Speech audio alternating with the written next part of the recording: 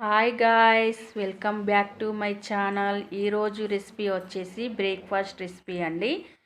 ఆ రెసిపీ ఏంటంటే పెసరట్టు అండి. ఇది ఎంతో టేస్టీగా ఉంటుందండి. ఒక కప్ అయితే నేను పెసరలను తీసుకున్నాను. అలాగే పావు కప్ అయితే రైస్ని తీసుకున్నాను. ఏంటంటే మనం 5-6 అవర్స్ మనం వాటర్ వేసి నానబెట్టుకోవాలి. వాటర్ అనేది వేసుకుందాం మనం ఇందులో.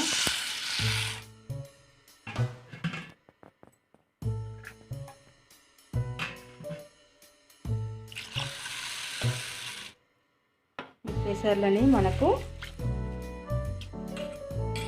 5-6 అవర్స్ నానాలి.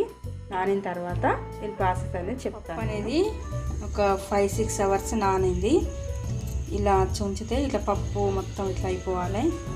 ఇప్పుడు మనం దీన్ని గ్రైండ్ చేసుకుందాం. ఇలా కొన్ని ఇంగ్రీడియంట్స్ కలిపేసి గ్రైండ్ చేసుకుందాం, చూపెడతాను నేను. ఇప్పుడు మనం పెసర్లని మిక్స్ పట్టుకుందాం. అన్ని బౌల్లోకి వేసుకుందాం.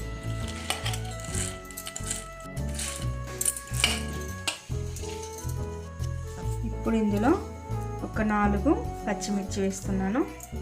అలాగే అల్లం వేస్తున్నాను. ఇందులో 1/2 టీ స్పూను జీలకర్ర వేస్తున్నాను.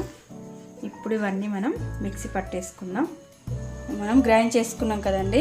ఇప్పుడు ఇది మనం బౌల్లోకి తీసుకుందాం.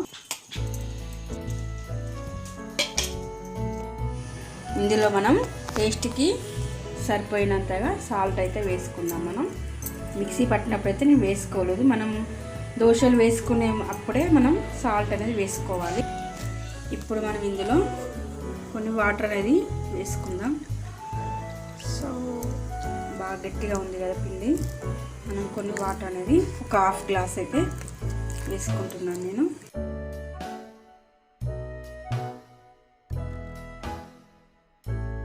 ఇది కన్సిస్టెన్సీ విధంగా కలుపుకుందాం. ఇప్పుడు మనం పెసరట్టు అనేది వేసుకుందాం. మనకైతే ప్యాన్ అయితే హీట్ అయింది. మనం ఇప్పుడు దోశ అనేది వేసుకుందాం.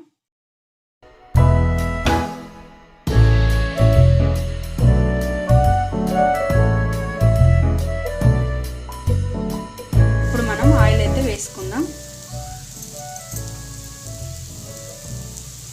ఇట్లా మనం రొటీన్గా కాకుండా ఇట్లా వెరైటీగా చేస్తే పిల్లలు కూడా ఎంతో ఇష్టంగా తింటారు. మనం పెసర్లు మనం మొలకలు వచ్చిన వాటితో కూడా మనం ఇలాగా దోశ అనేది వేసుకోవచ్చు.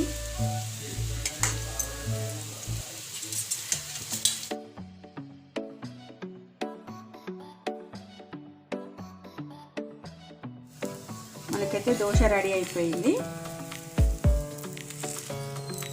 చూసారా ఎంత కలర్ఫుల్గా వచ్చిందో